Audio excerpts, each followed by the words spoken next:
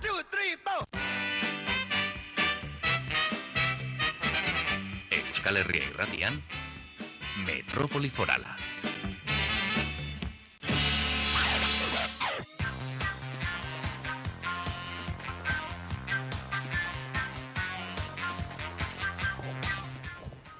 Goizeko 9:08 minutu dira, egunon Metropoli Foraldarrok, egunon ez Igor Eskudero, ezik eta Luar, izan ere gaur Irrintzidorrean, Luar daukagu teknikari lanetan, eta gu ez gaude Irrintzidorreko estudio nagusi horietan, baizik eta zeineko noaingo egoitzan, erran nahi baita Nafarroako enpresen eta berrikuntzaren zentro europarraren noaingo egoitzan. Zer dela kausa, bada gaurkoa ez delako saio arrunta izanen, baizik eta saio berezia ekonomia zirkularraren ingurukoa. Zer den ekonomia zirkularra?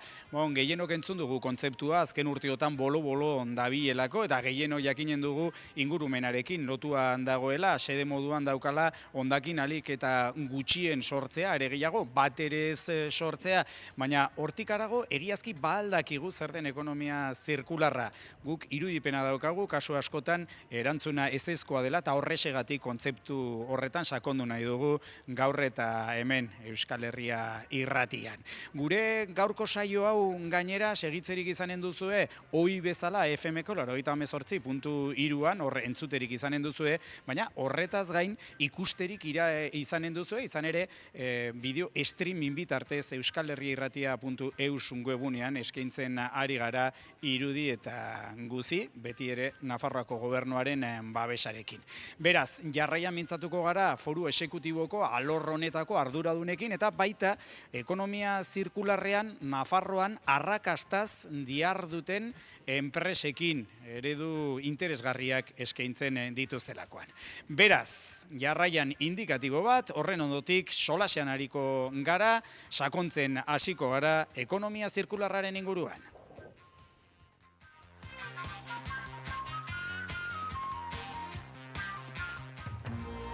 Gobierno de Navarra. Nafarroako gobernua. Ozen denok, eman bide Euskal Herria irratiari! Euskal Herria irratia. Inkestagileek galdetzen badizute, esan ozenki, Euskal Herria irratia entzuten dut eta arronago. Egin dezazun bidea.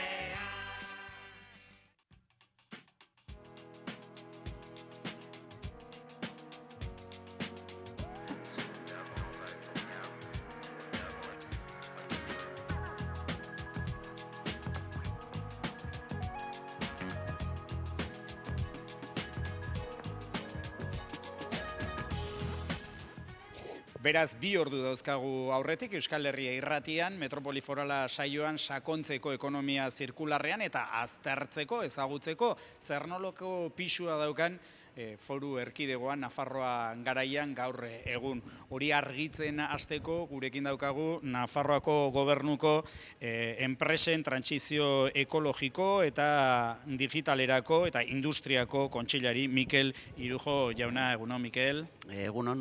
Eta mila esker, zuen etxean hartzeagatik. Bueno, esker honitzuei baita ere horrelako programa bat egiteagatik eta gurekin kontatzeagatik. Behin eta berriz esaten ari gara, sakondu nahi dugula ekonomia zirkularraren kontzeptuan, aipatu dugu arestian, azken urteotan bolo-bolo dabilela eta gutxi asko denok daukagula gutxi gora bera ideia bat kontzeptu honen ingurua, baina nola laburbilduko zenuke, nola azalduko zenioke zer den ekonomia zirkularra horren inguruan ezagutzarik ez duen entzuleari? Bueno, gaur egun gure ekonomia lineal batean oinarrituta dago. Zen nahi dut, gara simplifikatzen, erosten dugu zerbait, erabiltzen dugu zerbait eta botatzen, zakarrontzera botatzen dugu, hori da lineala. Beraz, hori argi utzi behar dugu gizakiok inventatu dugula. Izadian, deus ez da lineala, dena da zirkularra. Esate baterako, basotik buelta bat ematen dugunean, hor ikusten dugun guztia zirkularra da. Hau da, zuhaitz bat, udaberrian hasten da bere, osto politak argitzen, ateratzen, eta udazken altzen denan hori dena erortzen da lurrera, eta izadiak berak bueltak ematen dio, eta hori hondakin moduan, edo ongarri bezala erabiltzen da, beraz dena da zirkularra, dena.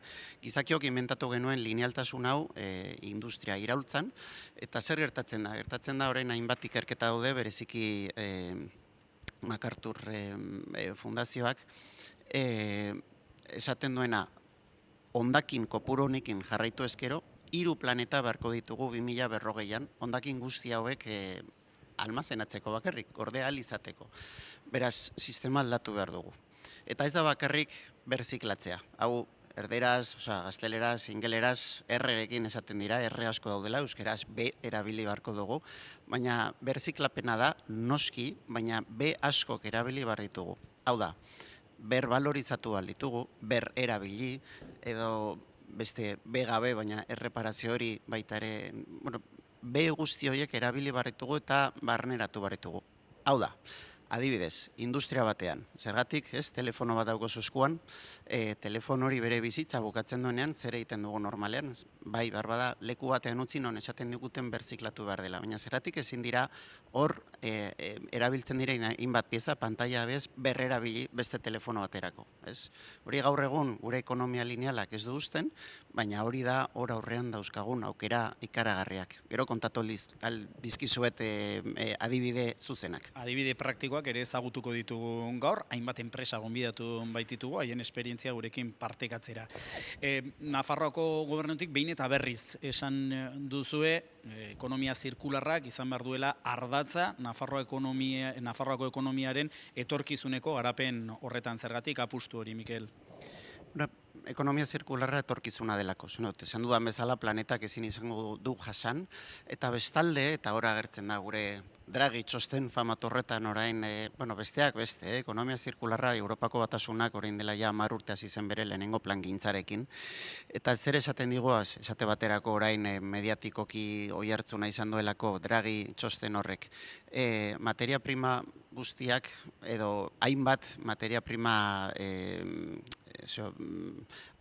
oinarri edo garrantzitsuak direnen artean Europan ez ditugu.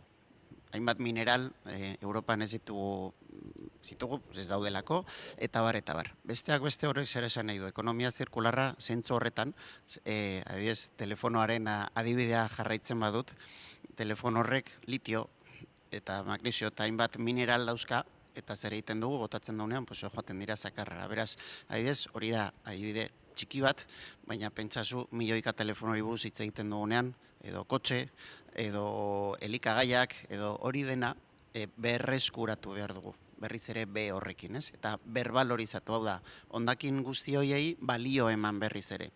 Beraz, hori da Europako Batasunak bereziki orain dela 10 urte hasi zuen bidea, ekonomikoki, hainbat legedi aurrera joaten ari da pixka bat hori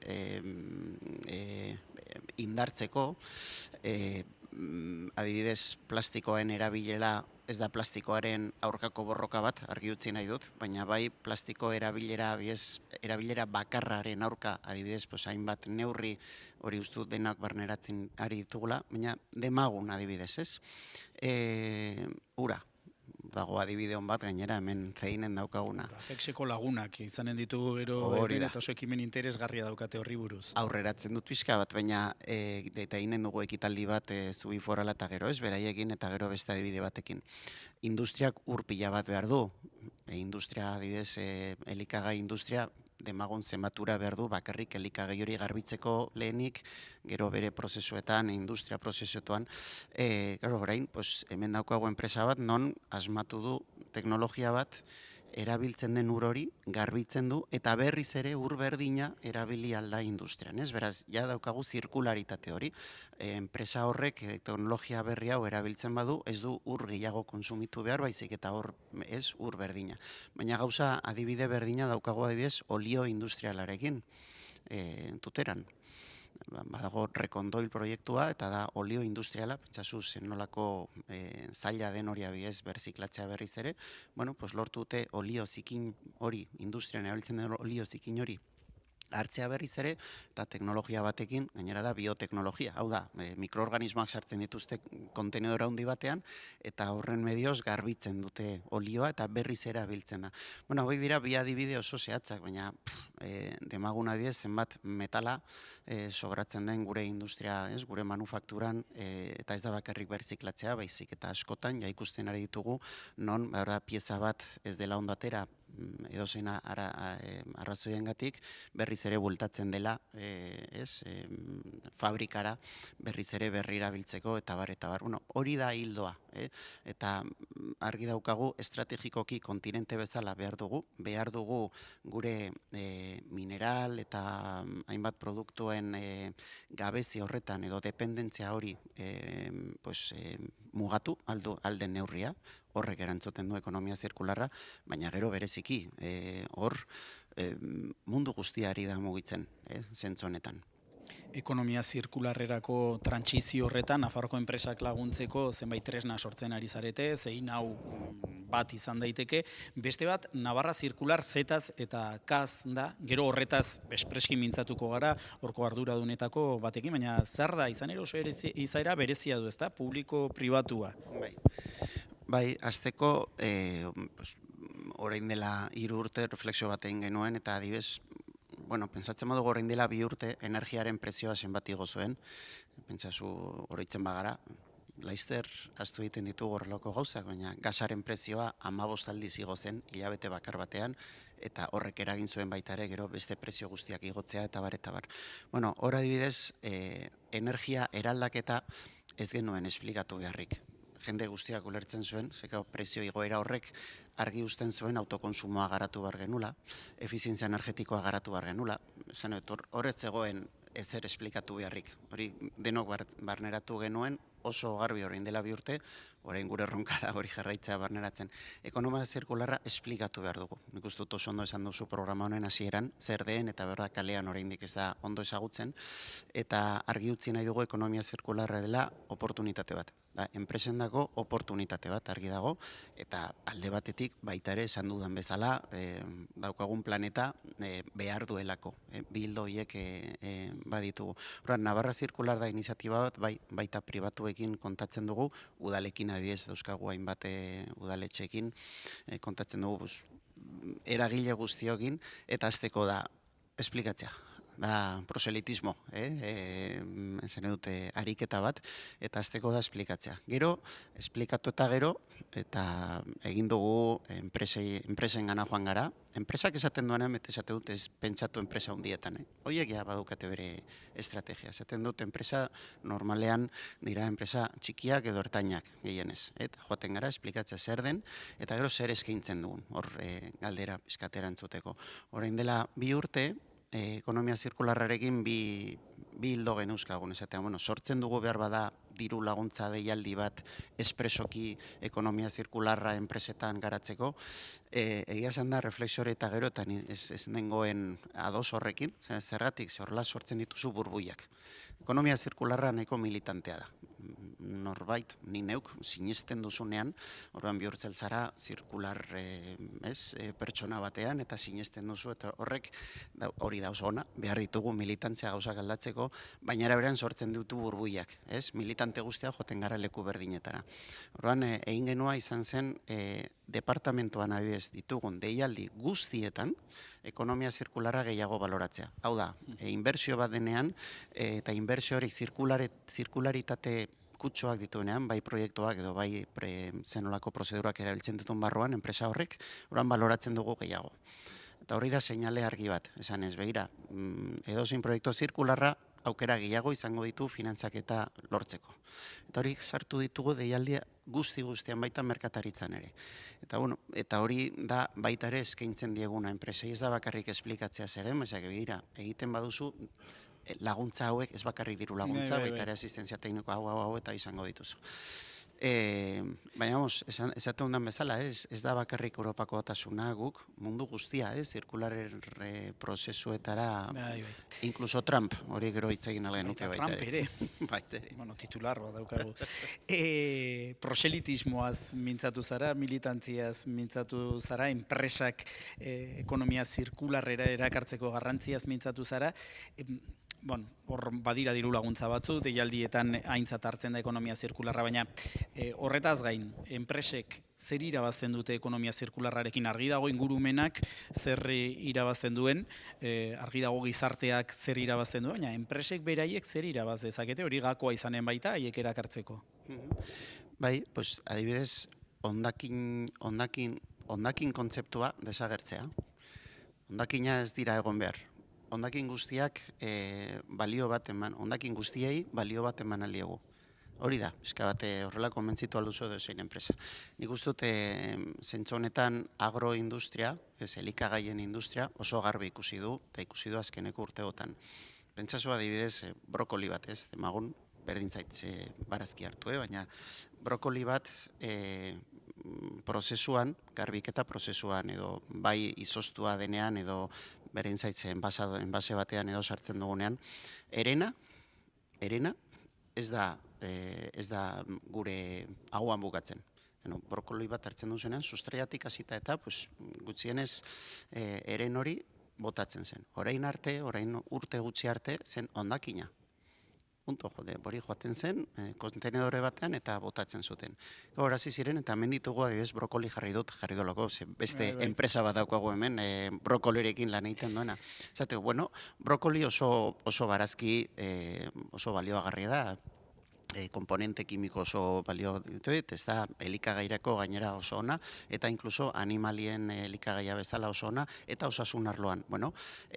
Oso garezte izango zen brokoli bat hartzea erabat, zerratik ez dugu hartzen hondakin hori, erabat balioagarria dena, adibidez brokolo irien, enbortziki hori edo, eta horrek balio ematen diogu horri. Enpresa, zer esango du? Noski, orain arte, zero balio zuena, are gehiago, kosto zeukan zerbait, kontenedor hori norbaitek eran barzuen, ordaindu barnion eta bar, orain ordaintzen diate. Gutxi asko ez dakit, baina ordaintzen diate horri balio emateko. Biosasuneko lagunekin mintzatuko gara, olibarekin egiten dute lan, olioa sortzen dute, baina gero ezurrarekin peleta eta bestelako produktuak ere sortzen dituzte, konparaziora. Besteak beste.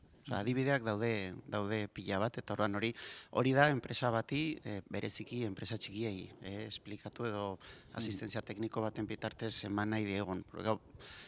Esaten dio, hundiak gutxi gora bera bere bidea egiten du. Bere bidea bai, baina txikiek behar dute laguntza, behar dute jakitea zer den, eta noski adibide zehatzak izan dugu inkluso fiskalitatearekin, adibidez orain transizio energetiko honetan bateria elektrikoak gero eta gehiago izango dira gure bizitzan, ez bakarrik kotxeetan, baizik eta non nahi, enpresetan, etxean. Hemen baita ere zeinetik atera zen beste enpresa bat, bigarren bizitza ematen diena bateriei, adibidez, bigarren bizitza zen nahi du, bi aldiz gehiago luzatzen dute bere bizitza, eta baita ere berziklatzea gero, esan duan bezala, gero telefono bat bateria bat dauka beti, bere mineral eta gauza guztiak ateratzeko, eta besteak beste hor, ja 2022an egin genuen dedukzio fiskal bat, bateriei bigarren bizitza emateko aukera industrialei, dedukzio fiskal bat izango dute Nafarroan.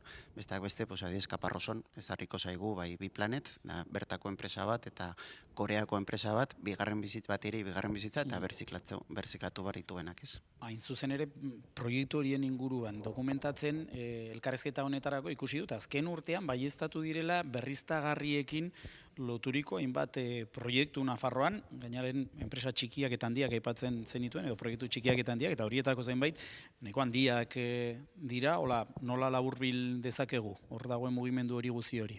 Bai, hor kontatu dute baterianera, baina adibidez baita ere aerogeneradorreak, ez? Horin dela hemen Erreniagan... Berrin eta Kortesen, ez da? Bai, baina Erreniagan daukagun parkea 30 urte bete ditu.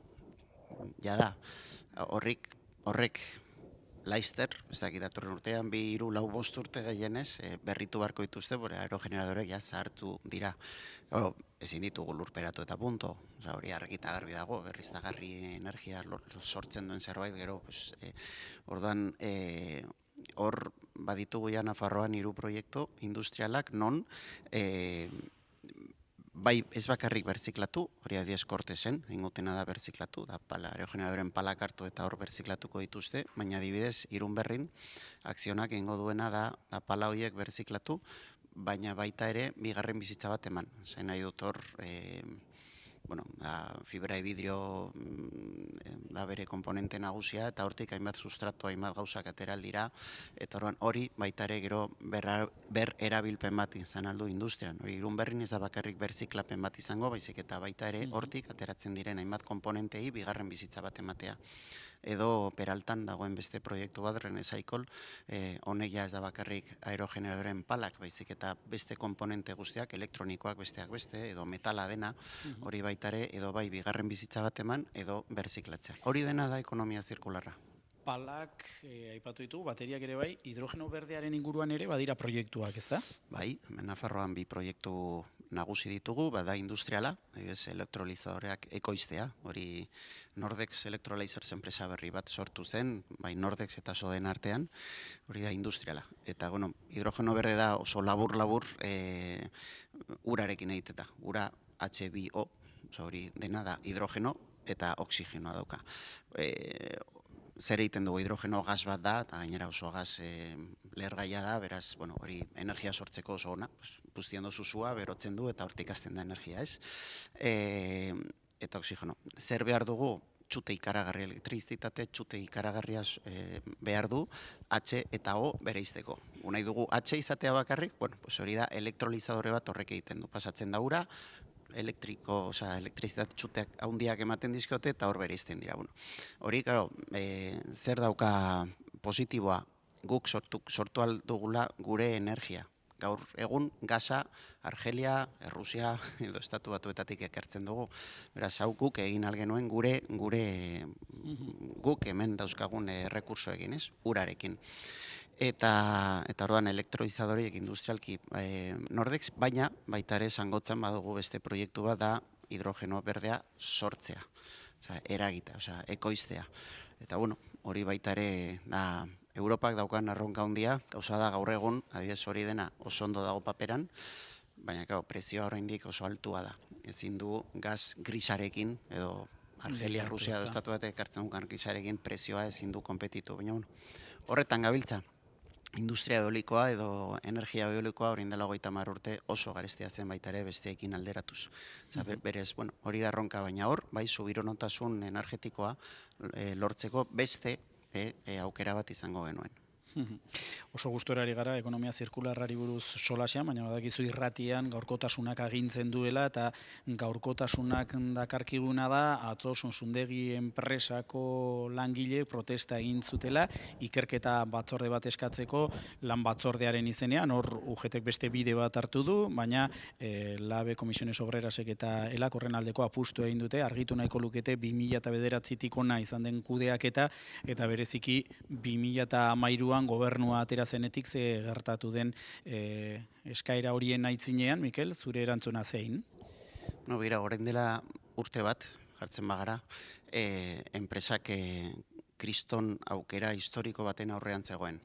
Volvok bere autobusak karrozetzeko fabrika Polonian zeukana itxi egin zuen, abenduan izten zuen. Beraz, Polonian ekoizten zuen kasi gehiena, hemen Altsasura ekarri nahi zuen. Eta kontratu bat sinatu zen, aurrikuspenak egin ziren, eta enpresak deitu zuen, gobernura, Sodenari, zanez dirua berzuela hori egiteko. Bai Sodenak, bai Cofides, dela estatuko Sodena bezala, baina baita ere banketxeek, 14 milioi euro banketxeek bakarrik mai gainean jarri zuten, aukera horren aurrean finantzaketa izateko.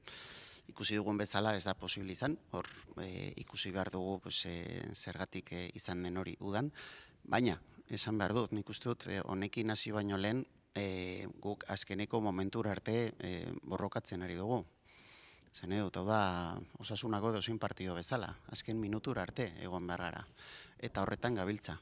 Eta maiatzetik ari gara kide industrial baten bila eta jarraitzen dugu. Beraz, nik uste dut momentua da orain jarraitu behar dugu lan egiten, jarraitu behar dugu irudi bat ematen hau ez dela bukatu, Sonsundegi etorkizuna daukala, orain dela urte bat mai gainean jarri zen bezala, eta nik uste dut hildo horretatik lan egin barko genukela denok. Dena okertzen bada, hilabete bat barru jakingo dugu, denak orduan ja hasiko gara, galdezka, baina gaur egun, nik eskatzen doana da, guk egiten ari egun bezala, esan duen beste kide industrial baten bila lan egin, diskretoki, gauzabek diskretoki egin behar dira, baina argi izan, gu jarraitzen dugula, atzo bertan, eta eren egun, eta joan zen astean, eta azkeneko hilabete guztiak, esan bezala kide industrial baten bila. Ze Zunzundegiren etorkizuna noski da gure nahi handiena. Bada industriako eta enpresen trantsizio digitalerako eta ekologikorako kontseilari Mikel Irujo estimatua dago. Jarraian guk eginen duguna izanen da, ekonomia zirkularrean diharduten Nafarroako enpresak hobeki ezagutzea, baina hori izanen da aholku interesgarri batzuk, entzun eta gero. Gobierno de Navarra. Nafarroako gobernua. Bilabesan sartu, eserlekua lortu, sakelako atera, eta euskalherriairratia.eus, Iruñerriko Euskaldunon agerkaria, une oro gaurkotua, Iruñerria, entzun, ikusi, gozatu, euskalherriairratia.eus.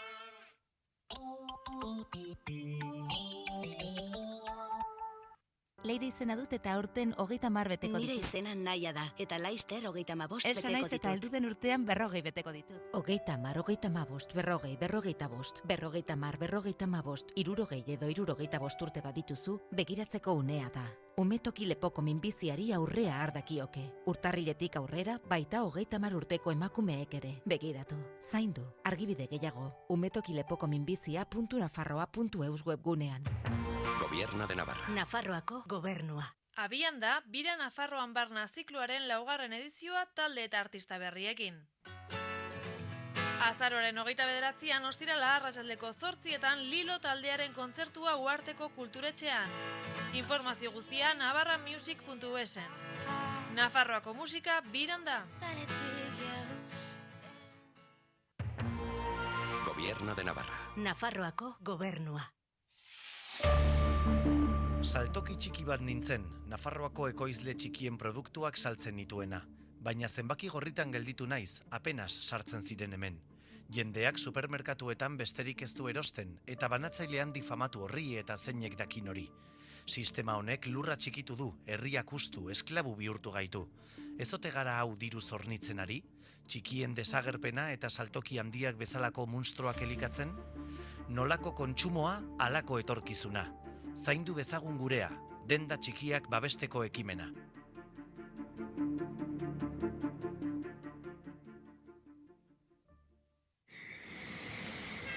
Negua hurbiltzen ari den honetan, Nafarroako trafiko zuzendaritzak bide segurtasuneko aholku hauek gogorarazten dizkizu. Egin autoaren azterketa osoa. Erabili neguko gurpilak edo eraman beti kateak maletategian. Ez ahaztu nahitaezko segurtasun elementuak, txalekoa, arrisku seinaleak eta ordezko gurpila. Neguak etzaitzala errepidean ustekabean harrapatu. Gobierno de Navarra. Nafarroako gobernua.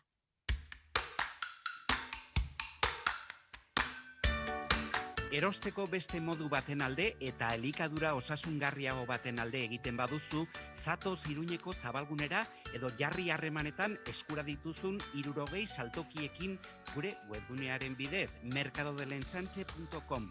Kalitate goreneko produktu sorta handi bati buruz aholkularitza jaso, zabalguneko azoka gurea den horretaz harro, Nafar gobernuaren diru laguntzarekin.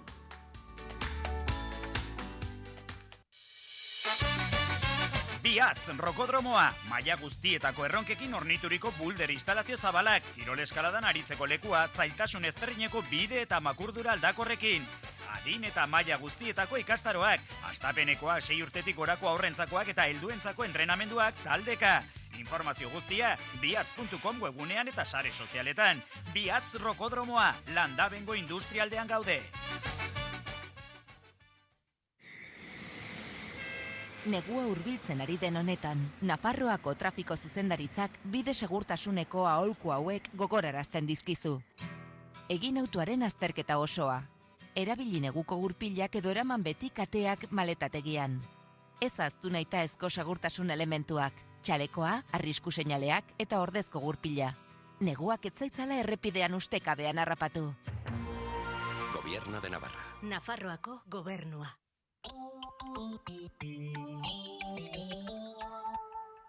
Euskal Herria Irratian, Metrópoli Forala.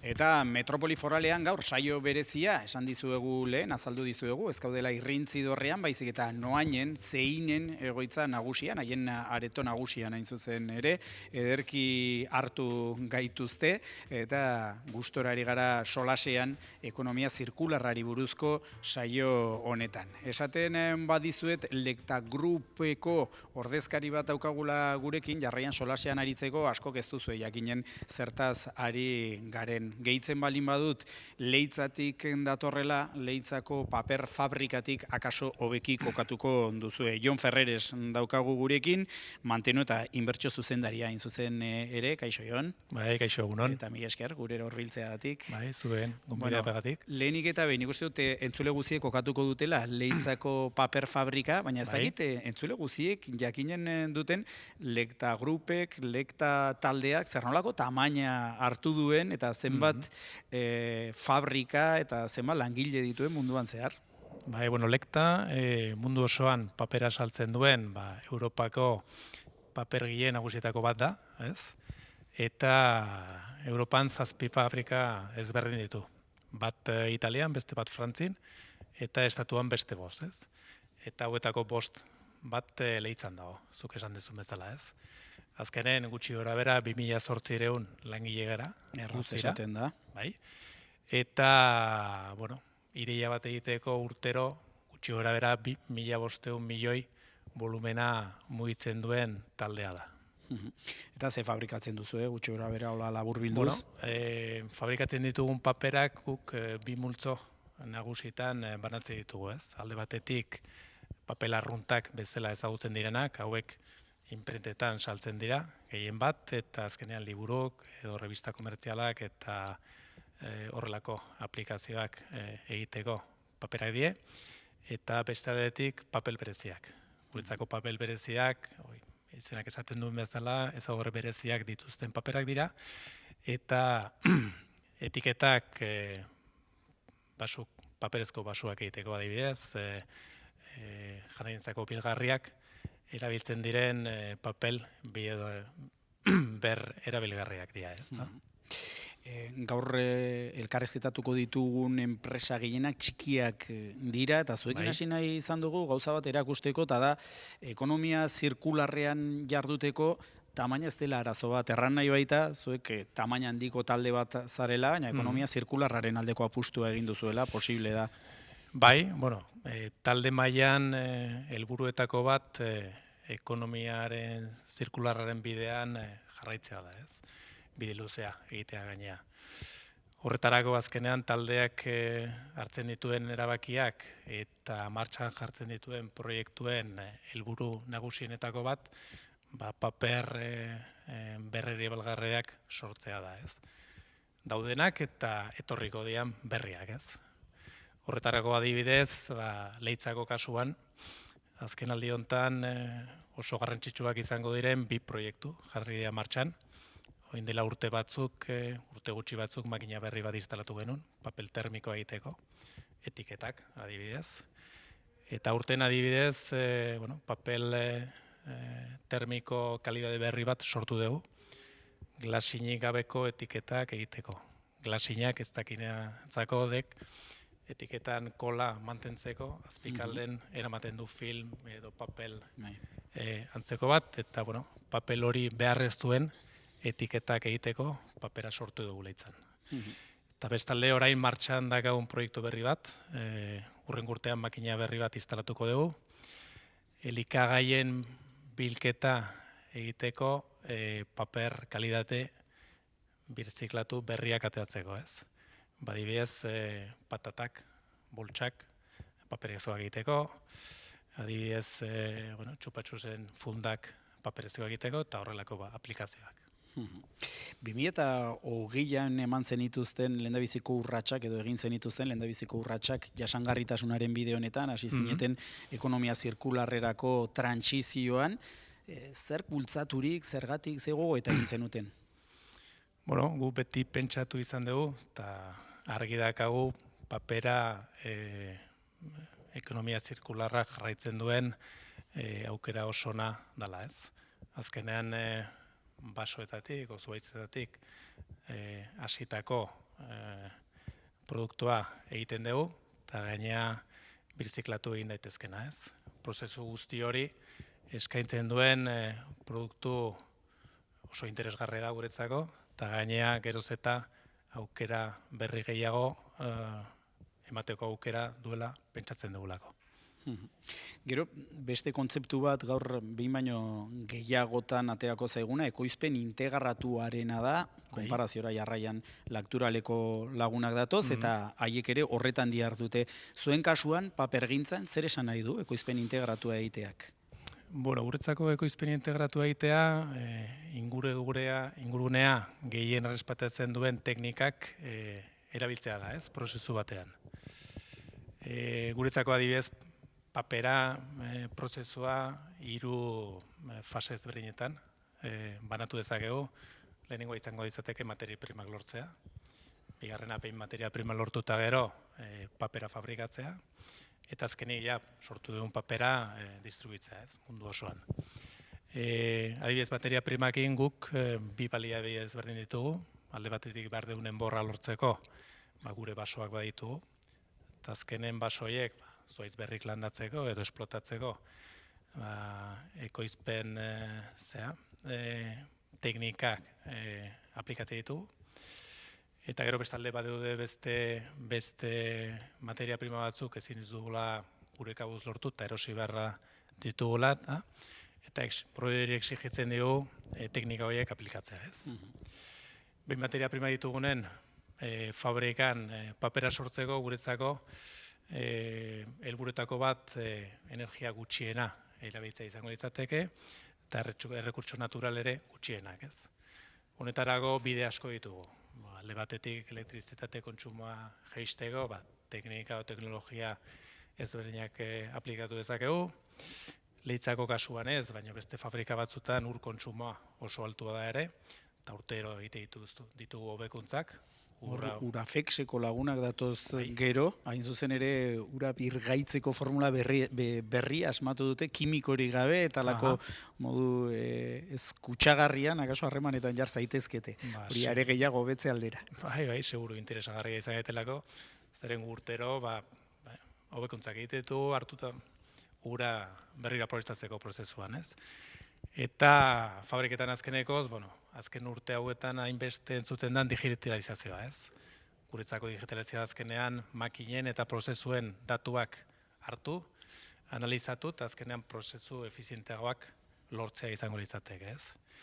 Eta azkenik, distribuzioa egiteko proveedu guztiei, teknika hauek erabiltzea obligatu ez, baino animatzen digu. Horre, zu entzun da, oso itxura ona dauka denak, pentsa lezake entzule gaiztoren batek, edo ikus entzule gaiztoren batek, gaur bideo streaming bitartez ere ari baikara autoevaluazioaren kontuak direla horiek, baina kanpotik ere oso begi honez ikusten dute egiten ari zaretena, izan ere EcoVadis saria edo platinozko domina, jaso berri duzu, zer da sari hori? EcoVadis enpresa batek zein jasangarria den baloratzen duen konpainia bat da, ez? Mundu osoan, zehar, balorazioa egiten ditu, gutxi gora bera, 130.000 enpresa baloratuak izango ditu, eta gu beraiekin 2023 urtean hasi ginen lanen. 4 arlo, pixkat nola kudeatzen genituen analizatzeko, ez? Alde batetik etika, bestaldetik lan praktikak, gero eskubidek, eta azkenik inguru gara. Orduan, beraiekin 2 urte lan egin eta gero, aurten zuk esan bezala platinezko domina eman digu, eta horrek esan nahi du, analizatutako enprese guztien artean, 100% hoberenetan sartu gaituztela, ez? Oda, 130.000 enpresa horien artean, 100% onenean zaudete. Erraz esaten da, bejon deizuela zorionak, eta mila esker, gurera horbiltzeagatik. Ikus entzuleok bere alagatoz, eduki gehiagorekin, elkarrizketatu gehiagorekin, indikatibo bat entzunen duzu, eta jarraian, gurean ezaguna den norbaitekin mintzatuko gara, Lakturalerekin hain zuzen ere. Gobierno de Navarra. Nafarroako gobernua.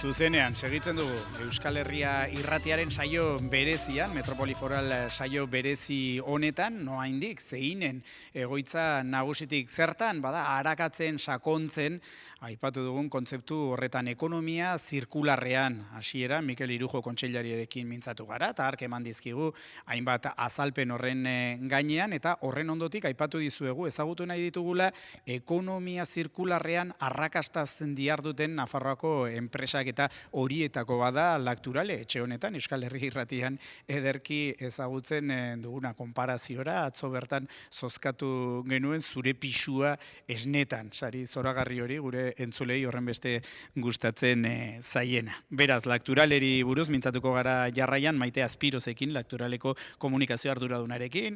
Kaixo Maite, zer moduz? Kaixo egunon, eta eskerrik asko gu gonbidatzeagatik. Ez horregatik. Entzulek ederki ezagutzen dute Lacturale marka, baina kaso ez dakite zer dagoen horren gibelean, ez da?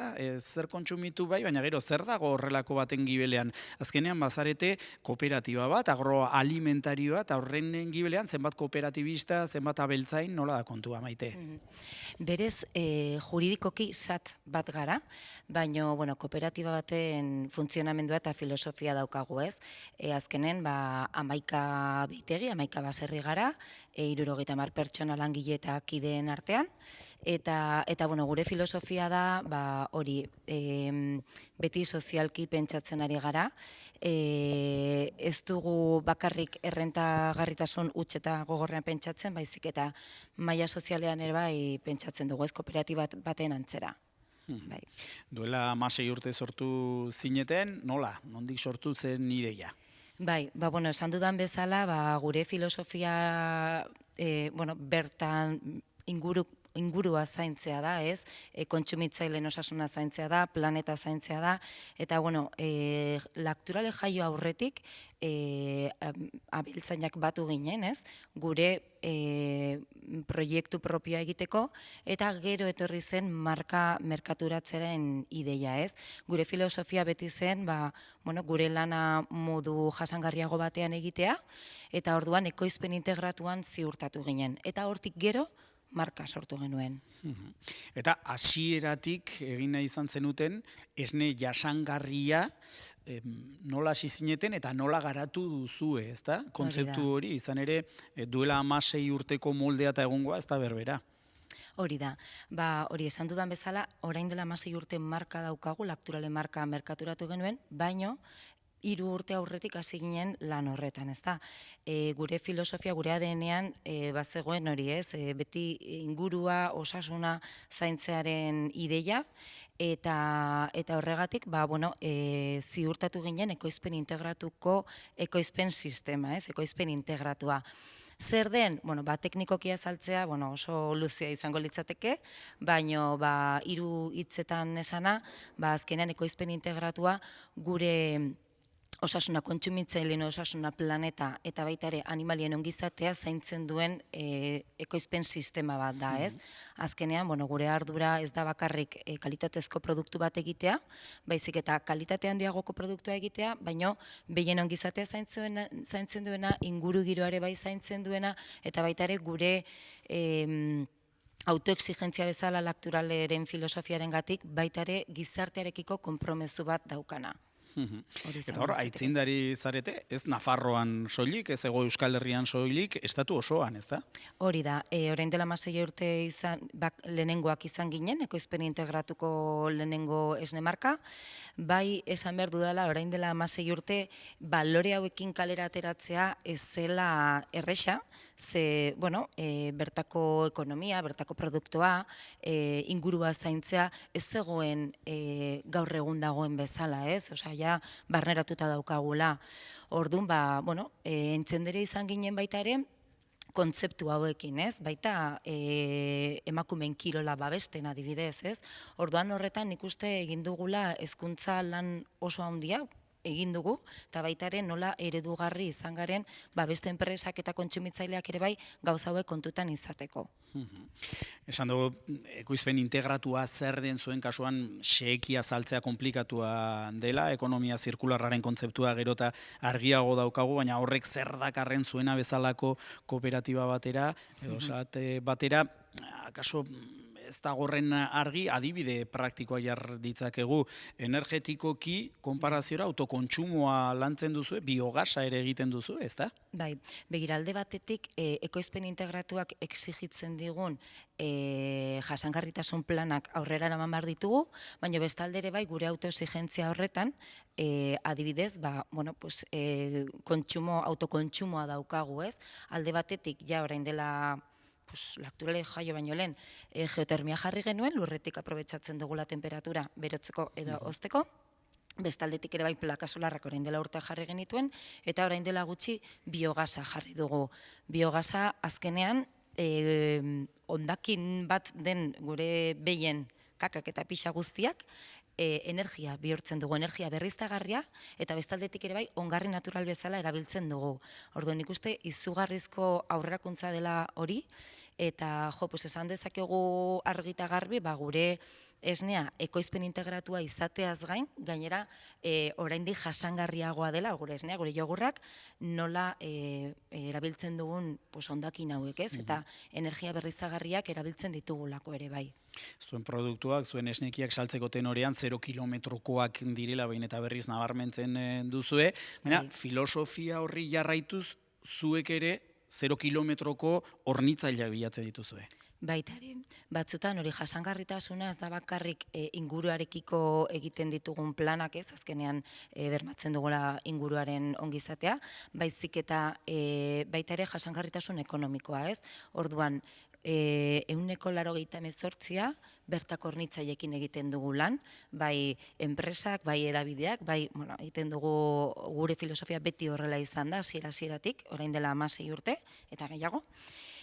Bestaldetik ere bai, saiatzen gara, ekoizpen kate guztia parte hartzen duten edo zein enpresa ere bai bere duintasuna bermatzen, baita ere merkatu txikiko, bertako tokiko merkataritza ere bai babesten dugu, eta guzti hori saiatzen gara hori ekonomia zirkularra egiteko eta jasangarriagoa egiteko, ez? Bertako hornitzaileekin lan egitea, nik uste, baita ere esan dudan lehen ez da bakarrik egiten duguna, baizik eta arro gaude horretaz kontatzen dugu eta horrela ere bai beste enpresekin sinergiak ea sortzen diren, ez? Eredugarritasun hori ere bai kontutan hartuta. Eredugarritasun hitza aipatu duzu eta okerrezpa naiz, marketing institutuetatik eta unibertsitateetatik eta ikastetxeetatik hainbatetan hurbiltzen dira zuengana, hain justu eredugarritasun horren bila, ezta? Horrelako errelatoa garrantzitsuak baitira ekonomia zirkularraren beharraren garrantzia zabaltzeko tenorean. Hori da. Bai, hasiera-hasieratik eskaintzen genituen gure beitegira bisita gidatuak, eta noski batez ere umeak etortzen dira eskoletatik, baita ere familiak asteburutan, eta gu beti esaten dugu, ez, gure historioa kontatu nahi dugu, hurbildu nahi dugu jendea gurera, ezagutu dezan zer dagoen esne edalontzi baten atzetik, baina egiten duguna baita ere da gogoeta, jendeak gogoeta asko egiten du, gauza asko komentatzen dugu, ez, esnearen inguruan baizik eta balore askoren inguruan, ez? Eta egia esan, sorte handia dugu, ze kontsumitzaileak eta enpresak ere bai ulertzen dute gure, edo balorean jartzen dute esne edalontzi baten atzean dagoen guztia, eta deitzen gaituzte baita ere marketingeko klaseak edo emateko, eta batez ere guri gustatzen zaiguna ez da gu kontutan gaituztela, baizik eta filosofia hau baita ere daukatela beraien barruan, ez? Begira, amaitzeko txikikeria bat, baina elkarrizketa hau prestatzeko mintzatu ginenean atera zena, ezta? Sekulako lana, alimaleko lana egiten duzue jasangarritasunean eta ekonomia zirkularrea, baina gero batzutan kontsumitzailea edo ikusentzulea geratzen da txikikeria batekin. Baina zergatik plastikozkoak jogurten potoa, zergatik ez paperezkoak, ezta? Horren gibelean, halako erabakien gibelean ere, badaude arrazoiak, ezta? Arrazoi zehatzak. Bai, oso galdera ona. Begira, gu beti esaten dugu, ni azkenean marketing arduraru da naiz, eta batzutan joaten naizenean badirudi marketinikoak ez dakit zer saldu behar dizula, ez? Eta orduan, nik uste Lacturalen egiten dugun marketinga oso zentzuzkoa da, oso sakona da, ez da azaleko zerbait, eta orduan ez, sakona da, adenean daukagun gauzak dira gero azaleratzen ditugunak, eta horregatik, bai, gure jogurpoteak momentuz, plastikozkoak dira, baina horrek ez du esan nahi ez dela jasangarria. Zergatik, ez da bakarrik kanpokoa ikusi behar ez, baizik eta atzean dagoen guztia. Eta atzean dagoen guztiak ekoizpen integratuko esnea da, daukagun baita ere, hori ez, gure autoexigentzia hori energia berreztegarriekin, nola kudeatzen dugu gure enpresa baita ere bertako hornitzaileekin, orduan esatuzu bai, eta potea plastikozkoa, egia da hori hobetu daitekela, eta baita ere etengabeko hobekuntza horretan egon behar gara. Orain dela 16 urte egiten genuena, ezin dugu orain egin, orain hobetu behar dugu, ez? Horta orduan, hobekuntzarako bidea egin behar dugu ere bai, ez? Eta, ez dugu deskartatzen hemendik urte batzuetara ateratzea, baina momentuz, baloratzen dugu ez bakarrik kanpokoa, baizik eta barrukoa ere bai baloratu behar dugula. Kanpokoa, egia da, plastikoa oso konserbatzeko, jogurra konserbatzeko onena dela, ez? Baina, jarraituko dugu lanean, ea lortzen dugun, geroz eta pixkat jasangarriagoa izan dadila gure marka. Gero beste gauza bat ere bai, erantzi nahi dut, askotan, Lacturalen atzean dagoen guztia kontatzeko, edo beste gauzen batean atzean kontatzen dagoen guztia kontatzeko, oso zaila dela, denbora asko beharko genula, baina bai, esan nahi dut, esneaz dakiten pertsonek Lacturale aukeratzen dutela, ez? Bai nutrizionistek, bai medikuek, bai umeek asko dakitela, ez dutela begiratzen beste prezioa, baizik eta zaporea, eta nola hartzen duen bero gorputza, ez? Edo baita ere baristak, ez? Tabernetan ibiltzen direnak, edo ostalaritzan, ez?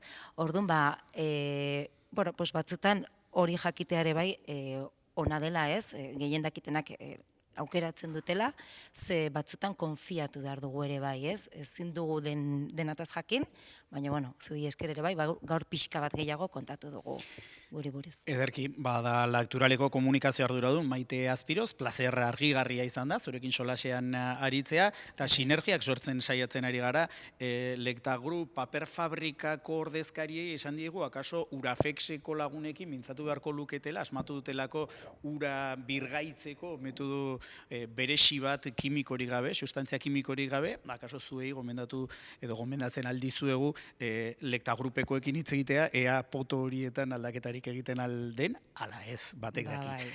Maite, estimatu dago esan bezala. Mila esker. Eta guk bere ala segituko dugu, solaskide gehiagorekin, indikatibo bat, eta bagatoz 20 segunduan. Gobierno de Navarra. Nafarroako gobernua. Bilabesan sartu, eserlekua lortu, sakelako atera, eta euskalherriairratia.eus, Iruñerriko Euskaldunon agerkaria.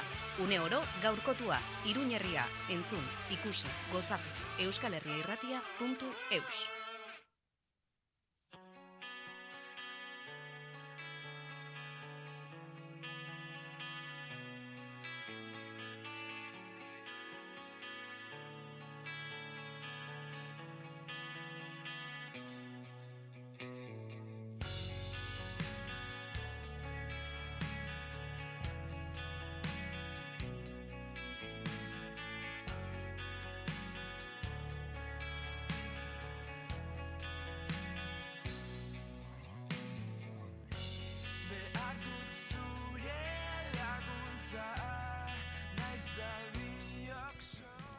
Hementxe segitzen dugu, ekonomia zirkularraren inguruan, bueltaka eta jiraka guziz interesgarria delakoan. Behin eta berriz esaten ari gara, zeinen noaingo egoitzan egiten ari garela, zuzenean eta bideo streaming bitartez gaurko saioa. Eta oraindik ez dugu argitu, zer den zein edo enpresa eta berrikuntza zentro Europarra. Eta zuzen ere, horretaz mintzatzeko, gurekin daukagu zeineko enpresa sorrera alorreko buru Pilar Telletxea. Kaixo, egunon. Egunon. Eta lehendabiziko galdera oso simplea, zer da zein? Bueno, zein da entitate publiko bat, ez? Baina entitate publiko bat bazala bada leku bat oso berezia, persona batek nahi badu sortu bere ideia, hemen lantzeko lekua eta ekosistema dagoen erlo bata, eta egiarrateko da leku bat hori, erran duten bazala oso berezia, hori garatzeko eta aurrera egiteko. Saioarekin hasi aurretik, hemengo azpiegiturak eta erakutsi dizkiguzue, halako bisita gidatu egin dugu, badagor enpresa aztegia, eta fisikoki oso berezia iruditu zait, izan ere, aztegia, baina zuaizken eta landeren aztegia ere ematen du, ezta? Badaude horrelako tartetxo batzuk, startup bakoitzarentzat halako lokal bat, eta fisikoki ere oso digarria da, ezta? Bai, hor dago, bueno, hor dauden personak, hor dauden buruak lanean, ez? Lekua bazala, iarrateko, bakoitzak dute beraien lekua, oso desberdinak dire, daude 40 enpresa kokatuak, startupak deitzen diguenak, ez? Hor kokatuak, denak desberdinak dire, dute berrikuntza bat oso berezia, eta iarrateko beraiekin egoten zarelek solasean, eta elkartzen zarelik, eta lantzen duzulik, da garrantzitsua, zertaz zuk zure ideia eta zure lana bultzatzen alduzula puskazarraxago beraiekin egonez. Ekintzailetza, berrikuntza, hazkundea eta elkarlana, zuen webunean ikusi dut, horiesek direla zuen zereginaren, jardueraren zutabe, zutoin nagusiak, garatu pixka bat azalpena, zutoin bakoitzaren garapena. Bueno, bera, guretako elkarlana egitea beharrezkoa da, zertaz, zeinek lantzen du Nafarroko Unibertsitateakin, handik ekartzen ditu, saiatzen da ekartzea zeinera berrikuntzak eta ikerketak, eta ikerketa hori merkatura, bilatzen merkatu leku bat, eta ze bezeroak izaten aldiren ikerketa hori merkaturatetzeko. Orduan, prozesu hau dena eramateko, behar duzu plangintza bat egin. Plangintza hori egiteko behar duzu ekosistema bat sortu. Eta ekosistema horrek laguntzen du plangintza hori aurrera eramatea. Orduan, gure biberotan dauden enpresak nola pasatu duten ja prozesu hori dena, horko startupak eta hor dauden jende horiek elkarlan horrekin bultzatzen aldugu proiektu horiek puskaz lehenago, ez? Eta hori saiatzea eta hor biltzea lan hori dena guretako dire gure helburuak. Elkarlana, berrikuntza, zertaz berrikuntza oso garrantzitsua da guretako edozin proiektuan, nola proiektu tradizional batean eta nola ikerketa bat ekartzen baduzu, baina berrikuntza sartu behar da, pentsatuz adibidez, bezero batek zergatik erosi behar dizun zure servizua edo zure produktua, eta ez beste bateri. Orduan ja, ikuspuntu hortetik beharrezkoa da berrikuntza lantzea, ez? Hori da zein zerbitzu eskaintzen dizkiezue startup hauei edo enpresa sorberri edo sortzeko prozesuan dauden enpresa hauei? Bueno, bera, zeinen daude lau sektore banatuta errate batera. Lantzen dugun ekarazari aldetetik, agro-food-tech deitzen dioguna, badugu health edo osasuna, beste vektore bat, beste sektore bat, gero digitek eta gero dago green ere, teknologia eta green zirkularra. Sektore bakoitzak baditu bere desberdintasunak eta bere izaera desberdinak eta beharrezkoak, ez? Baina sektore bakoitzan guk lantzen dugu ideiatik hasi, eta ideia hori lantzen eta modua kreatibitaten bitarten lan badaude zerbitzu batzuk oso bereziak hori gorputza emateko.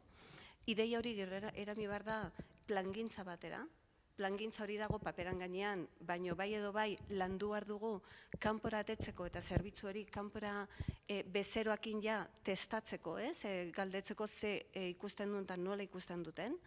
eta ados baldin badaude erosteko, eta lantzen dugu gainere geroia garapena. Berrikuntza baldin baduzu eta nahi baduzu gure biberotan kokatu, hor gure nola proiekturi nola garatzen aldugun eta ze zerbitzu behar diren, proiekturi garatzeko hor lantzen ditugu zerbitzu batzuk bereziakin. Sektore ezberdinetan eta gero denak elkar batera, elkar lan hori ekosistema horren barrenean eta gainere deituz eta eskatuz beste batzun laguntza zeinen dagoen eta Nafarroan eta Nafarrotik kanpora inkluso dagoen sistema horrekin. Sinergia edo auzolana bultzatze aldera.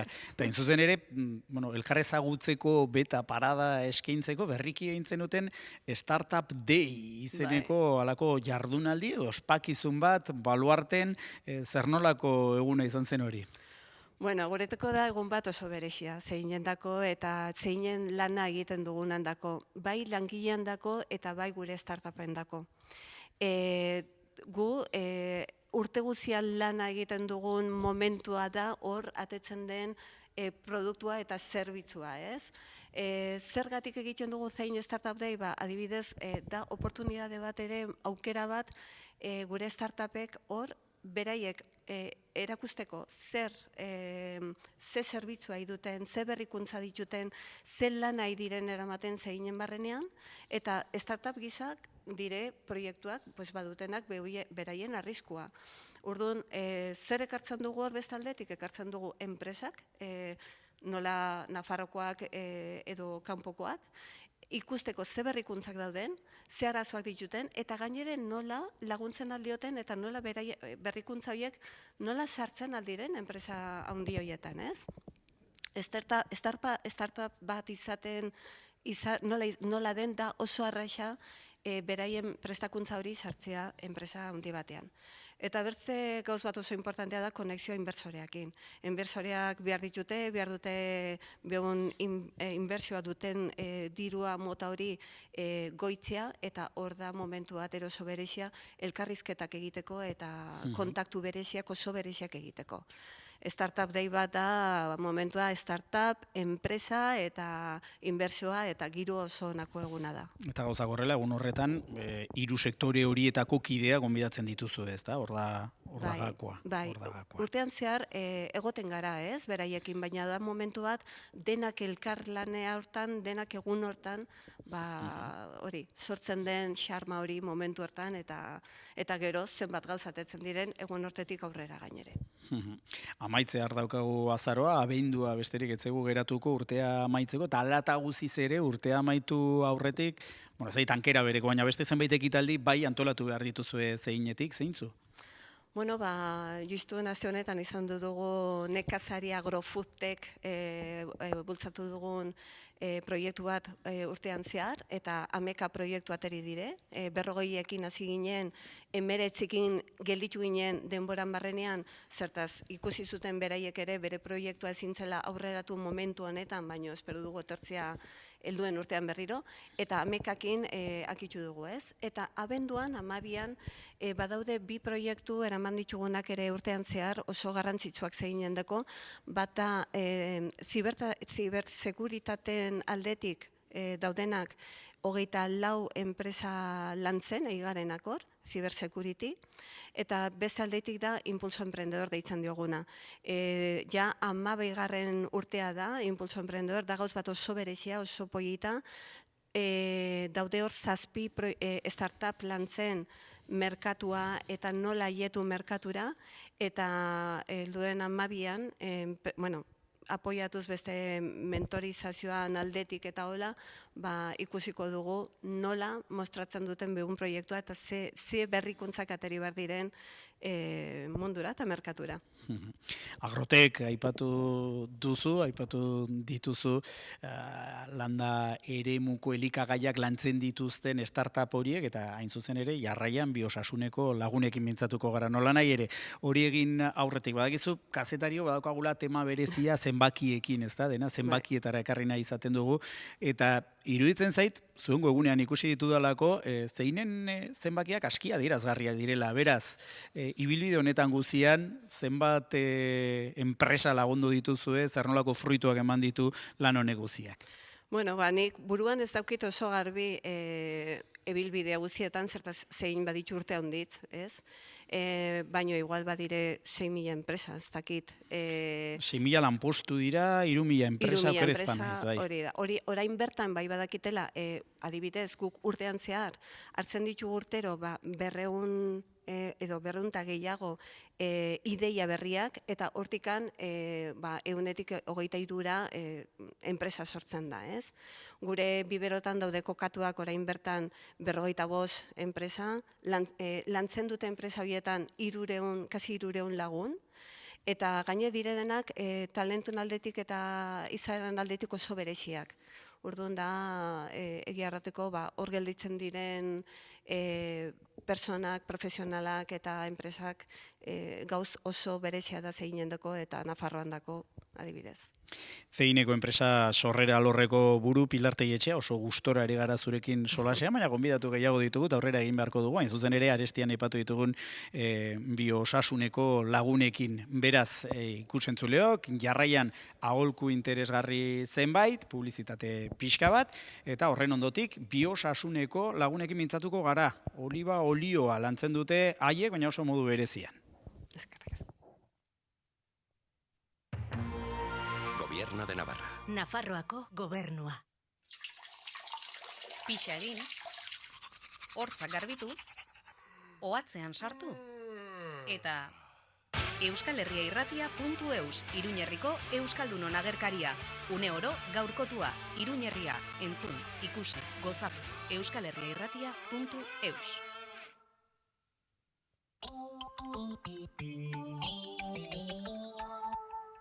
Leire izena dut eta aurten 30 beteko ditut. Nire izena Naia da, eta Laister 35 Elsa naiz eta helduden urtean 40 beteko ditut. 30, 35, 40, 45, 50, 55, 60 edo 65 urte badituzu, begiratzeko unea da. Umetoki lepoko minbiziari aurrea ardakioke. Urtarriletik aurrera, baita 30 urteko emakumeek ere. Begiratu, zaindu, argibide gehiago, umetokilepokominbizia.nafarroa.eus webgunean. Gobierno de Navarra. Nafarroako gobernua. Elurretan eskalatzen, eskiatzen, mendian ibiltzeko materiala, segurtasun kontua da, egin apustu ziurra.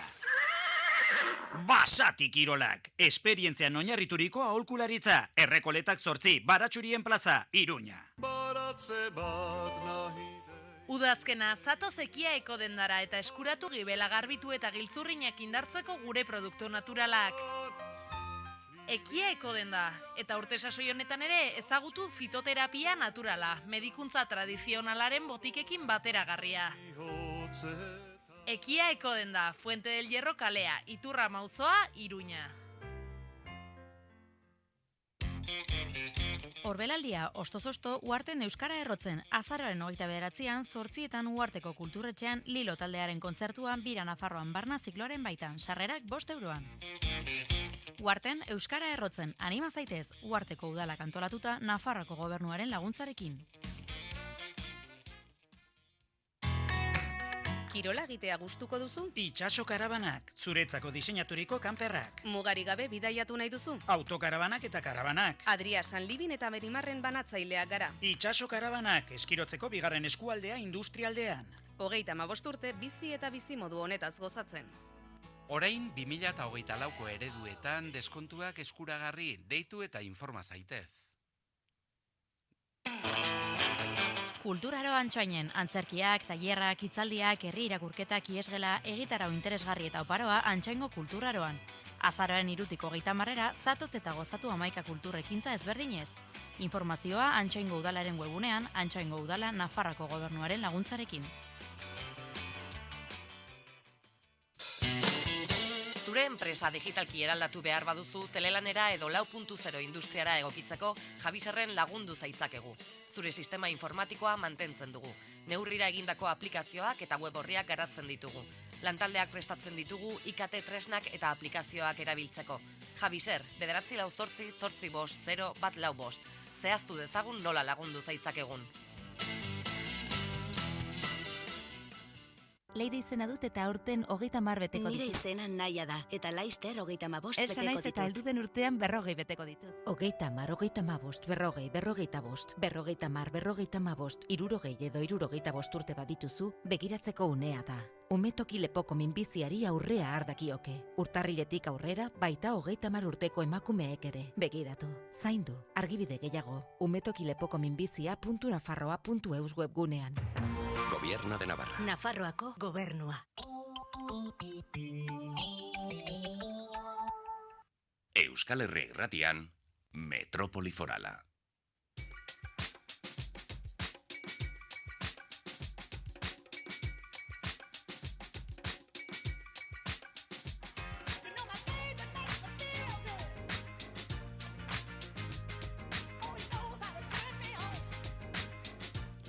Beste behin ere eginen dugu hitz jokoa gustatu baitzaigu. Ekonomia zirkularraren inguruan bueltaka eta jiraka gabiltza kontzeptu horretan sakondu nahian eta Nafarroan jarduera horretan edo ekonomia molde horretan diharduten enpresak hobeki ezagutu nahian. Arestian enpresa handia izan dugu, lehenik eta behin, Lekta Grupeko paper fabrika, horren ondotik ertaina, lakturale, eta horrein txikiago batengana joko dugu, edo txikiago bat ezagutuko dugu, arestian aipatu dugun biosasuna izanekoa, edo biosasun izenekoa. Handik etorri zaigu Eusebio Gaintza, egunon eta ongi etorri gurera. Egunon, eskerrik asko. Bueno, lehenik eta behin, azaldezagun zer den biosasun. Zuek olibondoekin egiten duzue lan, non zaudete kokatuta di Kastillon, ezta?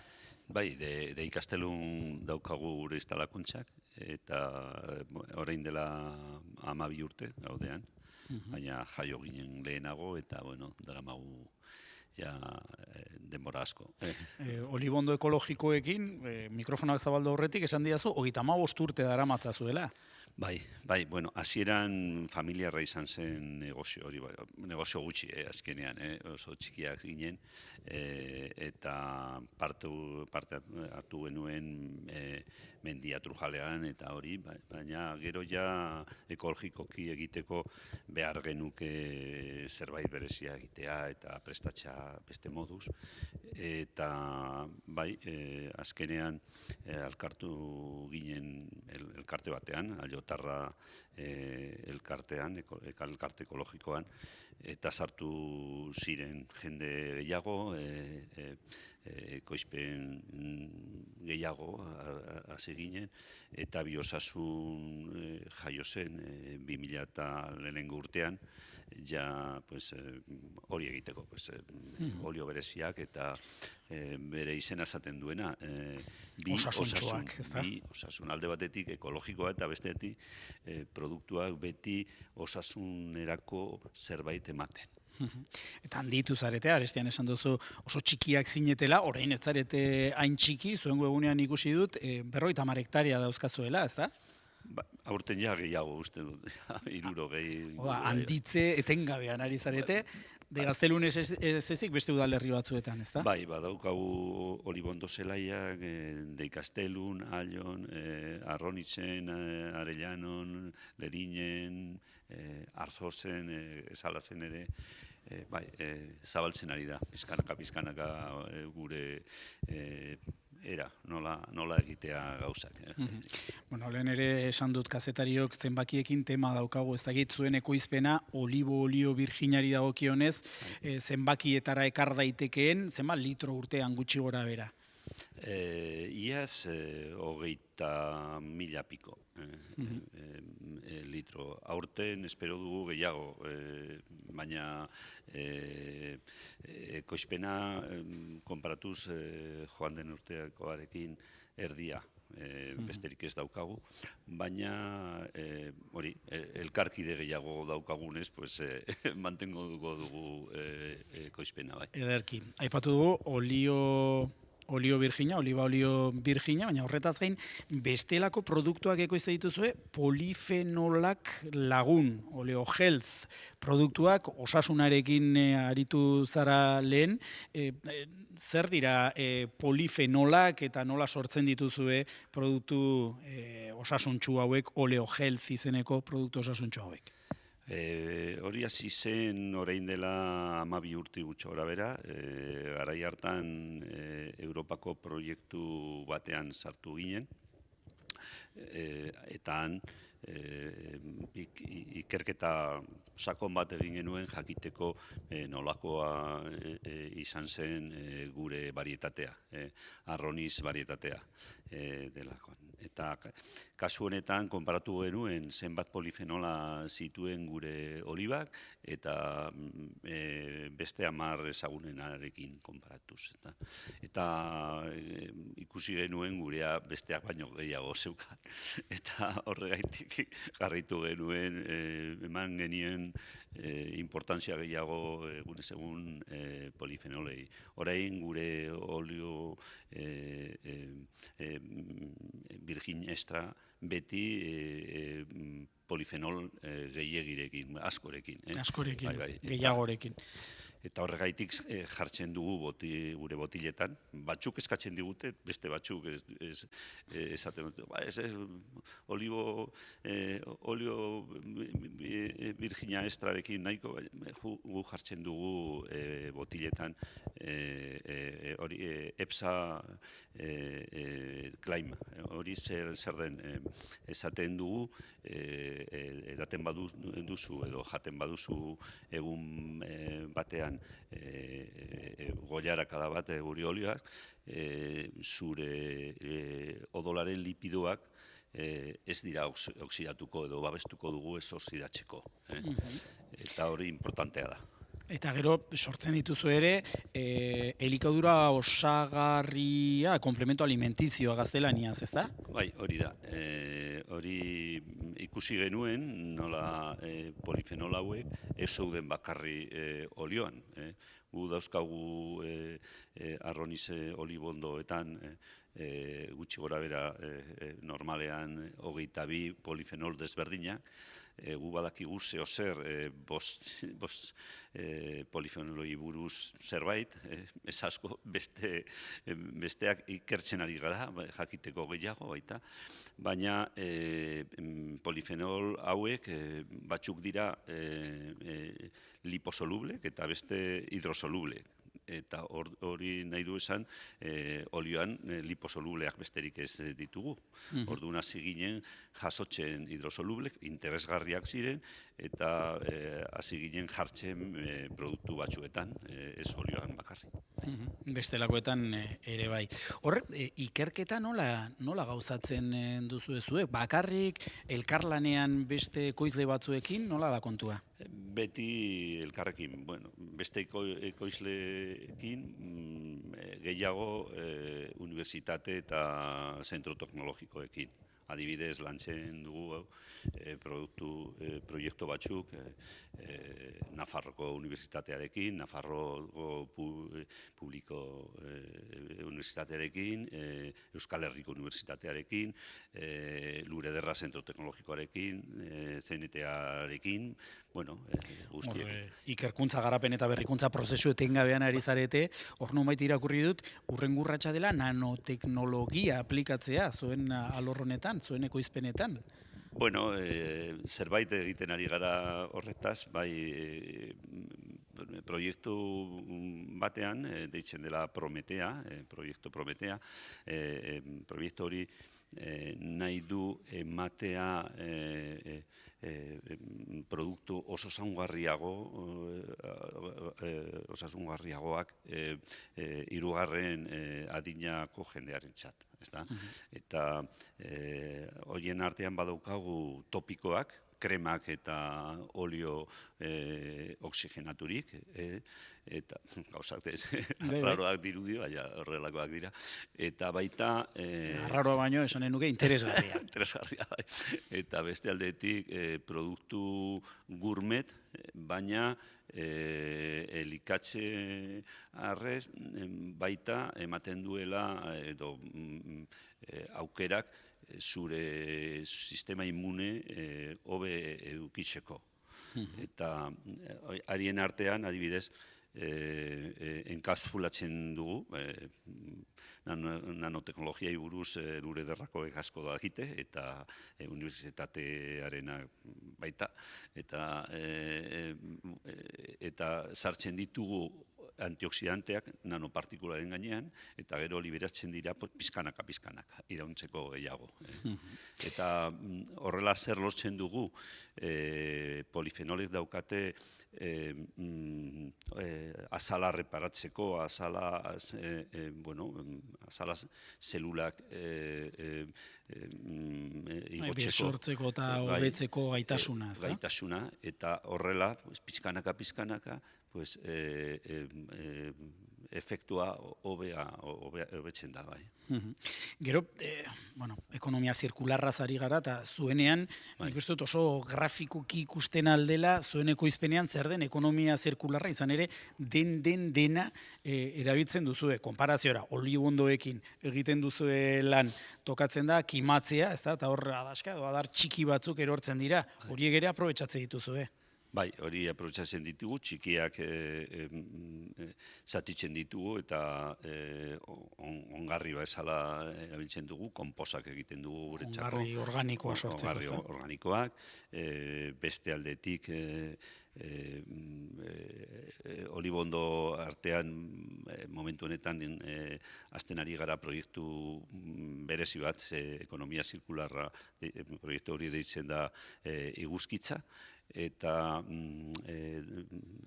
proiektu honen barruan erabiliko ditugu beste tekinak gehiago, fangoak eta beste gauza batzuk lortzeko ongarri bereziak. Gero momentu honetan aldaketa klimatikoaren dela kausa daukagu arazo batzuk, mantentzenko ekoizpena, eta jarriko diogu parasolak, bai, parasolak horiek izango dira plaka solarrak, alde batetik energia sortuko dute, baina bestetik babestuko dute olibondoa. Babestuko dute olibondoak, euria erortzen bada momentu ez egokienan mosteko. Zilborra gehiago, baina baita mugituko dira plaka hori segun zer nahi duen eta behar duen olibondoak. Digamos, kasu honetan, olibondoak erabakiko du nola erabiltzea. Maastiekin ere antzeko gauzak egiten ari direla, badakit Nafarroko Unibertsitate Publikoan. Elkarrizketa batean kontatu baitziguten. Hor, gero, oliba biltzen duzue, eta entzuleak pentsatuko du, ikus-entzuleak pentsatuko du, horrekin olioa egiten dute. Ez bakarrik hori, arestean aipatu ditugun bestelako elikadura osagarri hori sortzen dituzue, eta polifenolekin lan egiten duzue, baina horretaz gain ezurra aprobetxatzen duzue. Bai, baita ezurra, betidanik erabiltzen dugu konposa egiteko, gero hasi ginen baita pele kombustibleak erabiltzeko gu. Baina azken urtetan proiektu batetik etorri zitzaigun teknologia bat, proiektu hori deitzen zen birbizi, berriro bizitzeko produktuak, eta haien artean momentu honetan trasarekin eta beste enpresekin hasi ginen prestatzen pentsu bereziak, pentsu osasungarriagoak, errumiantereko, ardientzako, adibidez, eta koizpena igotzeko baita. Eta horretarako erabiltzen dugu. Baita, hasi gara Gasteizko Artepanekin, Artepaneko jabea askoienekoa da, eta beraekin lantzen dugu ogi bereziak, olio ogi bereziak.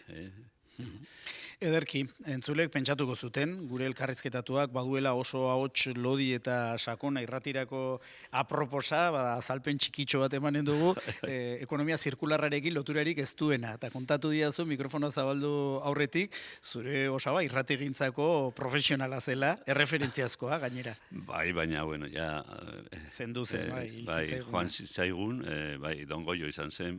Goyo handia.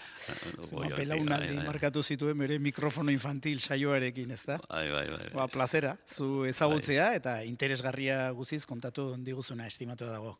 Bale, eskerrik asko, zuei. Indikatibo txikitxo bat eta bagatoz, gonbidatu gehiagorekin. Gobierno de Navarra. Nafarroako gobernua. euskalherriairratia.eus, Iruñerriko Euskaldunon orainkaria, etengabe, gaurkotua, albisteak, iritziak, agenda, testuak, podcastak, bideoak, Iruñerria, entzun, ikusi, gozatu, euskalherriairratia.eus.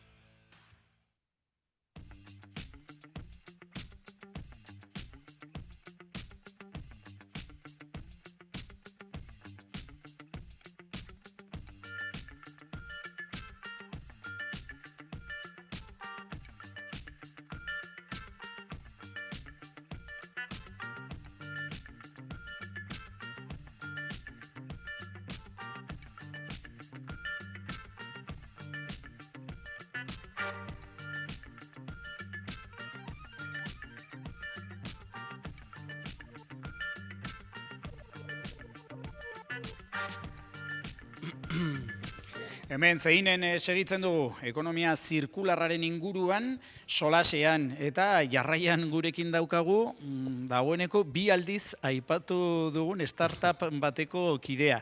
Urafex aipatu dugu, lekta papeleko lagunekin, paper fabrikako lagunekin, eta hain zuzen ere Urafexeko Luis Goñi daukagu gurekin, ongi etorri, Luis? Eskerrik asko. Ongi etorri edo ez, izan ere, hemen daukazue zuen lantokia orain, ez da? Hemen dugu laborategi bat eta bi bulego. Bi bulego behar du, jende nahiko gara eta hor gaude banatuak. Eta ekonomia zirkularrarekin guziz bat egiten duen zerbitzu bat eskaintzen duzue, industria prozesuetan ura eraberritzea modu jasangarrian, sustantzia kimikorik gabe, nola egiten duzue? Garatu dugu teknologia propio bat, Urafex, fotoelektrooxidazioan oinarritzen dena. Orduan, gai gara prozesu industrialetan, bai hotzean edo bai elikadurako prozesu ezberdinetan, ura hartzeko lehenengo bi fasetan banatzen dugu gure lana, alde batetik gai organikoak filtratzen ditugu, eta bestetik tratatzen dugu ura. Fotoelektrooxidazioaren bidez, lortzen dugu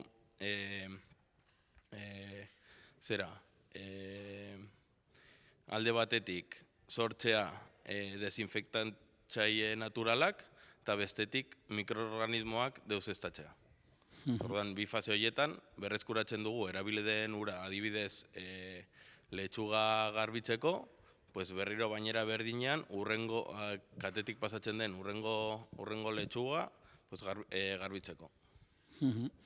Eta nola garatu duzu teknika hau, fotoelektrooxidazioa, hasieran kontatu zidatenean zertan zeniar duten, eta zuen webunea ikusi nuenean, pentsatu duen, bagian Alemanian garatu dute, asmatu dute, eta hona ekarri dute, ez zuek sorturikoa da. Hemen sortu da.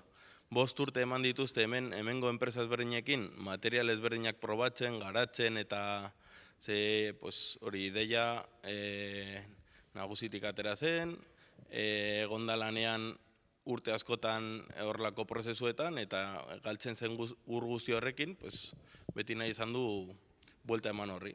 Orduan, hasi ziren materialetan I+D-an inbertitzen, eta hortikan garatu zen material bat gaur egun ematen diguna aukera hau. FEX teknologia. Hori da. Ez da? Gu patentatu duguna munduan erabiltzeko. Eta, esaten duzu, jasangarria ez ezik, errentagarria ere badela, merkeagoa dela alegia. Hori da, azkenean kentzen dugu industrial prozesu hauetatik erabiltzen diren kimiko asko ura tratatzeko, ura berrerabili behar baldin badugu, tratatu behar dugu. eta normalean orain arte tratamendua beti zen kimiko ezberdinekin. Gu hori ekuaziotik aldentzen dugu, eta gure teknologiarekin gai gara ur hori tratatzeko. Eta adibide praktikoak jar ditzakegu, norekin ari zarete lanean? Bai, pues ari gara Birtorekin, ari gara Floretekin, Linea Verde, gaur egun ja... Ez da zer nahi, da oso bezero handiak dauzkazue. Hori, Volkswagenen sartuko ditugu bi ekipo, hemendikan datorren hilabetean edo. Orduan, bai. Oda, aparretan zabiltzate, pixkat urarekin loturiko zera irudi bat erabilita, aparretan, pospozik. Bai, pospozik. Lan ateratzen ari da, ikusten ari da errentagarria dela, eta gainera baduela onura hori ingururako eta gure etorkizunerako. Horretan gabiltza. Zeinen egin duzuen ibilbidea nolakoa izan da? Zertan lagundu du Zeinek zuen prozesu hau, zuen sortze prozesu hau?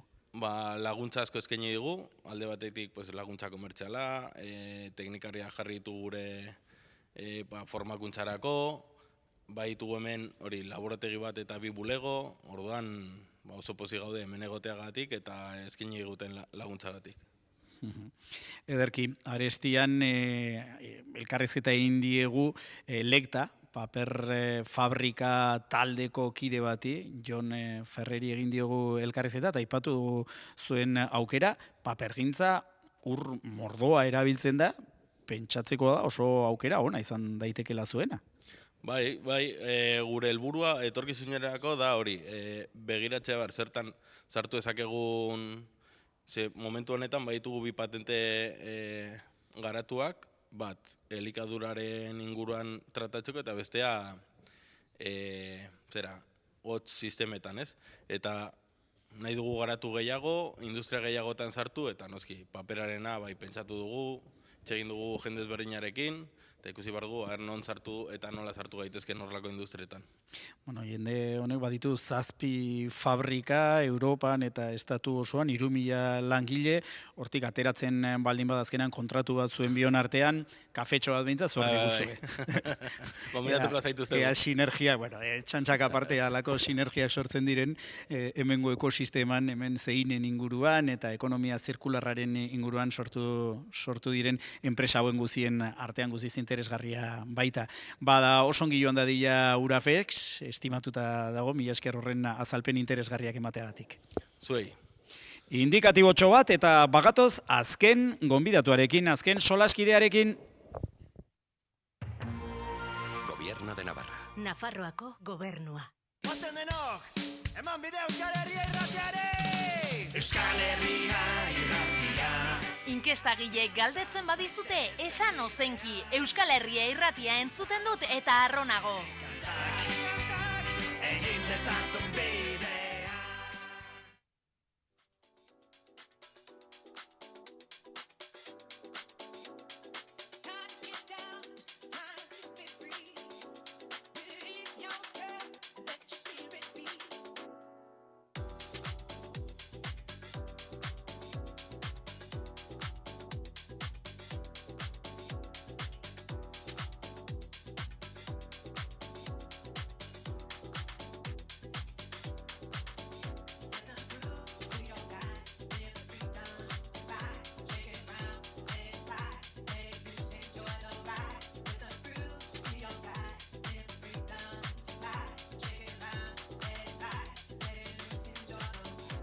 Saio berezia egiten ari gara, Euskal Herria irratia, Metropoli Forala magazinean ekonomia zirkularrari buruz, eta guk ere saio biribila eginen dugu. Zer esan nahi dudan horrekin, bada, hasiera batean mintzatu garela Mikel Irujo, kontseilariarekin, eta berarekin atera dela Navarra Zirkular izeneko ekimen publiko-pribatua, eta hain zuzen ere amaieran horren inguruan mintzatuko gara, horren inguruan solasean aritzeko, gonbidatu guziz egokia baitaukagu, Garbine Basterra, energia, ikerketa, garapena, berrikuntza eta ekintzailetza zuzendari nagusia Nafarroko gobernuan, zeinen kargu luzea daukazu.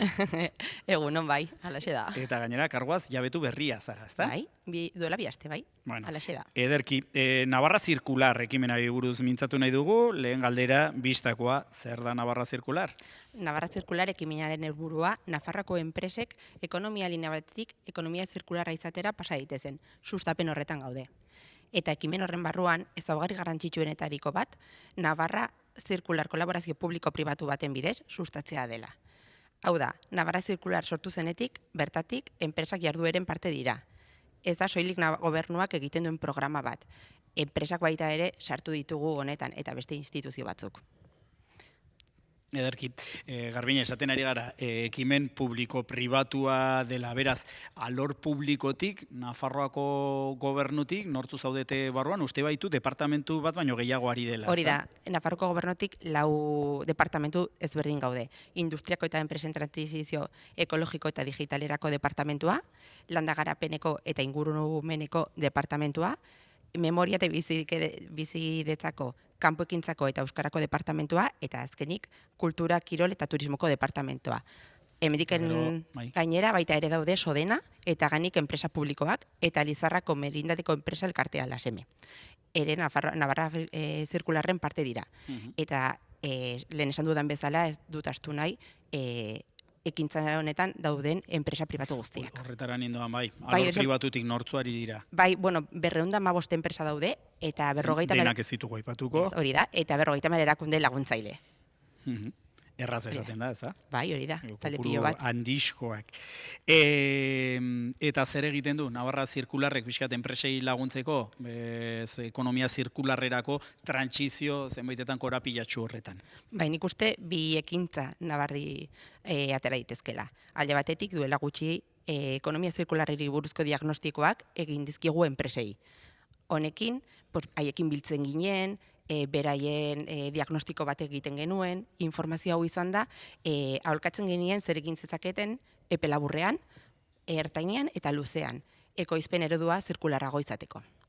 Bestalde, formakuntza eta kontzientziazioa zuzenki lantzen ari gara orain. Hori inpulsatu nahi dugu eta oso garrantzitsua da atal horretan lantzea. Horretarako, ekonomia zirkularraz hitz egiteko hainbat ikastaro eta foro antolatu ditugu. Eta oso interesgarria iruditzen zaigu ekonomia zirkularra egiten ere diren enpresak eredu bezala hartzea eta enpresi inspirazio bezala erakusteko modelo honetan sartzeko animatzeko. Azkenean, zuk ikusten baldin baduzu beste batek ondo funtzionatzen ari diola, animatzen zara eta balioa ikusten diozu. Hor eredugarritasuna nolabait esateko. Zuen webunean sartuta zeinen sarri maiz aipatzen den termino bat, behin baino gehiagotan ikusi dut, ekintzailetza edo enprendimendua ze piso du honetan guzian edo zer rol jokatzen du kontzeptu horrek honetan guzian? Garrantzi handia dauka. Ekonomia zirkularran eta baina Nafarroa zirkularran ere. Adibide bat daukagu zeinen Green programarekin, Pilarrek lehen aipatu duen bezala.